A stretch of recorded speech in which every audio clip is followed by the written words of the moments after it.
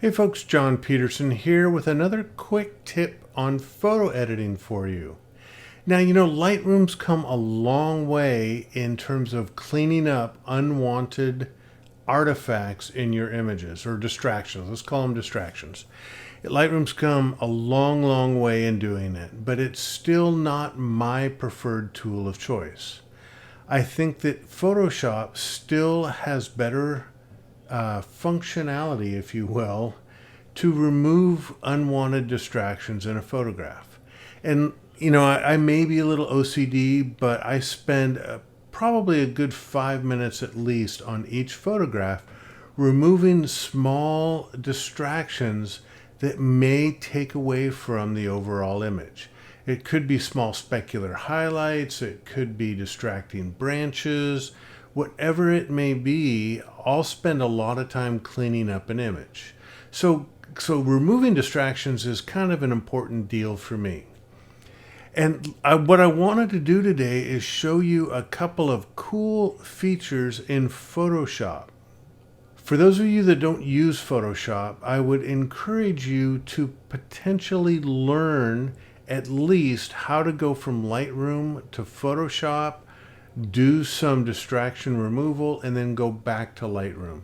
I think the tool is much stronger in Photoshop. Plus, in Photoshop, you'll be able to use these two new tools that I'm going to show you for removing distractions out of a photograph.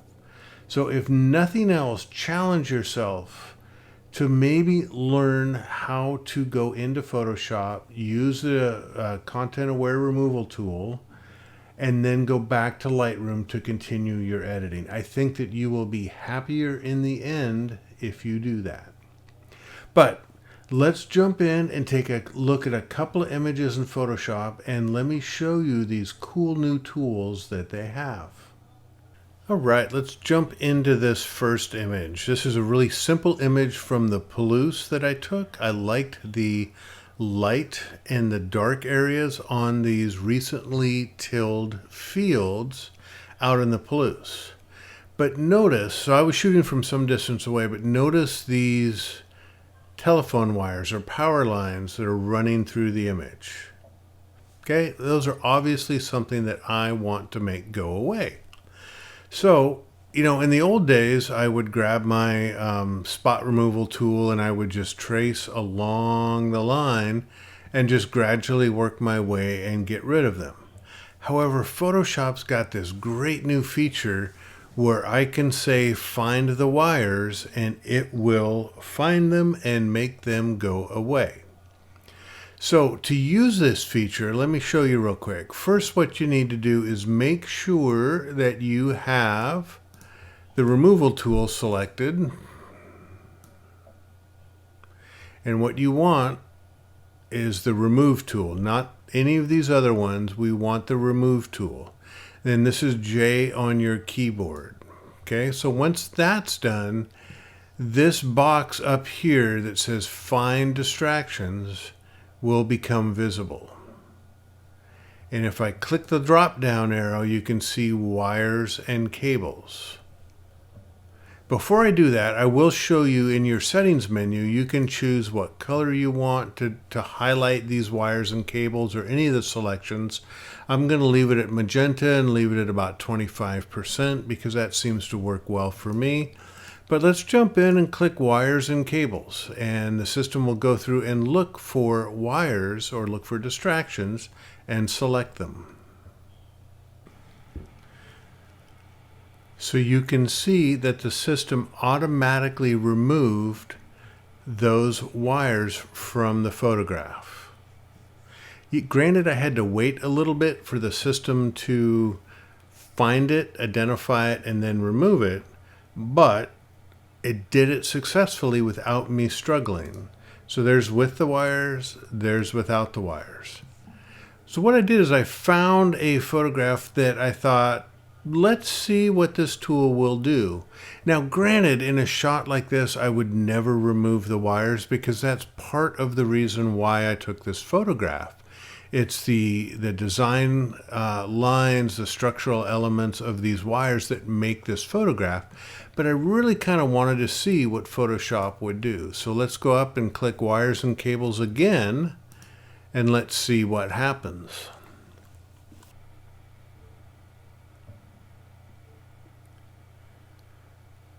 All right, it looks like it did a pretty good job of removing all of the wires.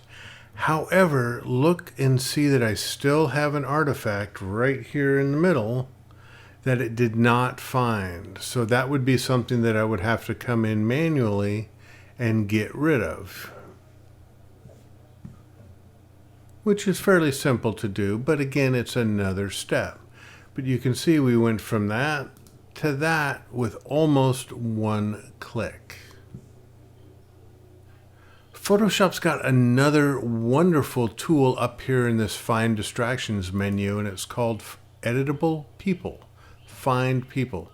So what it will do is it will select people that it thinks needs to be removed and show you those, and then you can acknowledge or override what it selected. Now, let's go ahead and do it on this. This was a shot up in the Palouse area of Eastern Washington. This is up on Steptoe Butte, and you can see all the photographers lined up. But just out of curiosity, let's see what it's going to do. Boom.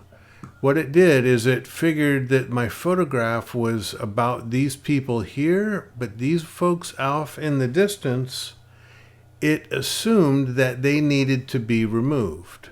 So you can see the magenta highlight around them, and now all I need to do to get rid of them is to hit the check mark.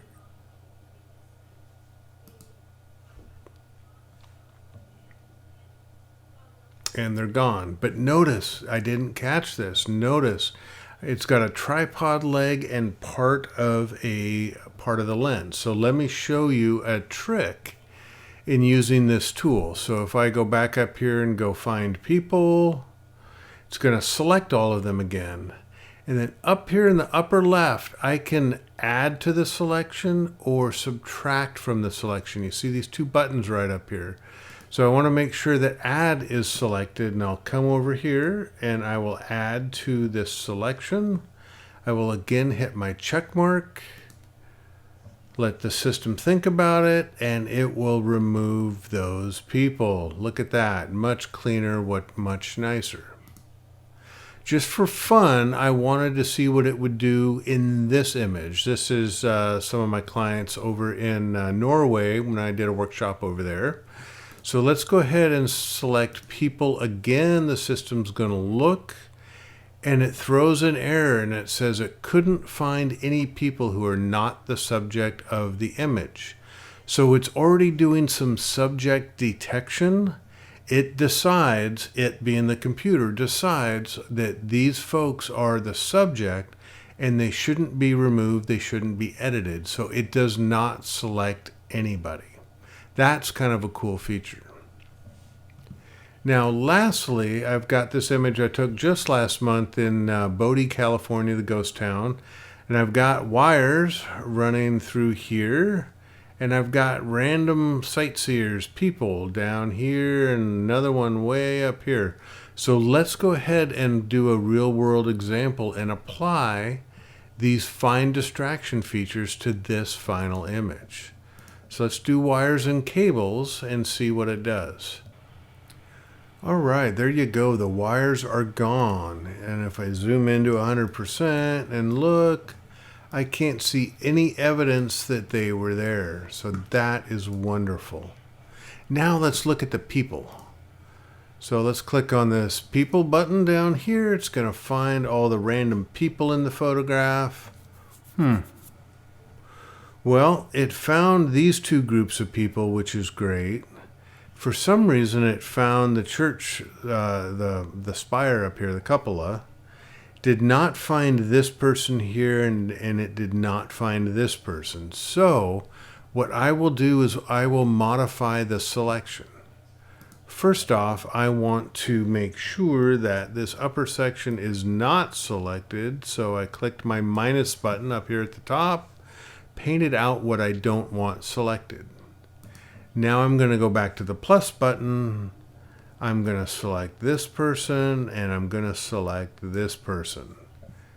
Beautiful. So let's go ahead and click the check mark. And the people will be gone. And boom, there you have it. There you have it. So we went from this with wires and people down to this in very, very few clicks. All right, well, there you go. There's a quick and easy way to remove wires and remove people out of your photographs in Photoshop. And once again, I'll remind you, I'll encourage you to push yourself. If you don't use Photoshop today, push yourself to learn how to get into Photoshop. Use this distraction removal tool, and then go back to Lightroom and finish your editing. I still think Photoshop does a better job than Lightroom does. Now, just a brief opinion, I still tend to use the non-AI tools a little bit more than the just released AI functions themselves. And I think part of that is that's what I grew up on, that's what I'm used to. And part of it is I still find a few glitches in the AI that I don't get with the typical spot removal tools. So depending on what I'm doing, I may use the generative fill, the remove tool, or the spot removal tool for varying objects that I want to get rid of. It depends on the background. It depends on what the surrounding area is, what I want to fill it with. So I'll pick some of my removal tools, really just use the best one for the job. And the way I determine that is based on experience. So, but for now, if you're just getting started in this, use the AI tools. They're great. They've come such a long way, and they're just a fantastic, easy way to clean up distractions in your photograph. All right, well, thanks for watching. And if you have any questions or comments, please feel free to leave them down below. If you're not subscribed, please feel free to punch the button, tickle the bell, do all that kind of good stuff so you don't miss any of my next videos. And with that, I wish you a happy day, stay shooting, and be happy. All right, folks, take care. Bye-bye.